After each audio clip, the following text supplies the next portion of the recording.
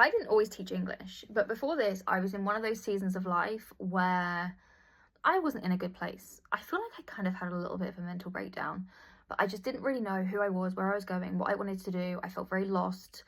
And I have always been somebody who struggled with my confidence. I struggled with not feeling good enough. I never felt like I was good at anything. Like throughout school, my whole life, I just never knew what I wanted to do. And it always made me feel behind. It always made me feel like I wasn't good enough. I was always comparing myself to other people.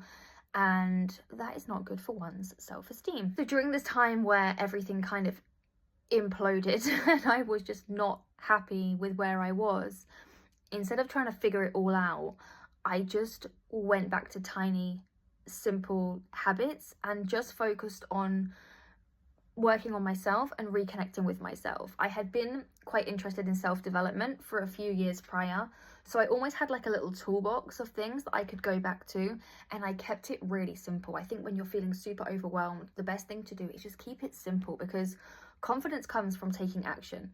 So what I did was set myself a goal to do the simplest of habits that I could follow through with every day, and that taking action built my confidence, it built my momentum, right? So it was almost like a little hack. You don't have to do anything crazy to build confidence.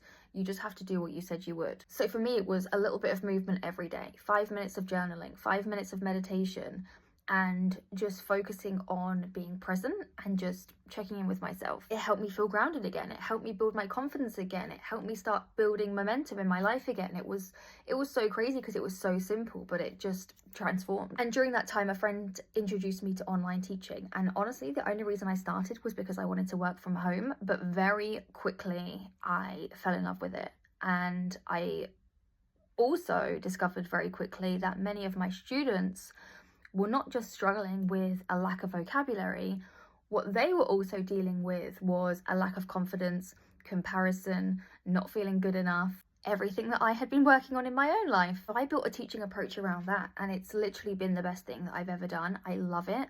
I love the people that I work with. I feel like I have found something that I'm good at, something that I'm passionate about, and I teach with the foundation of self-belief instead, of building confidence first, of real human expression, not memorized grammar and vocabulary lists. Today, I help women communicate more confidently by giving them the tools, the mindset, the support, and encouragement to express themselves without fear. Small habits, real conversations, human connection, that's the heart of my work.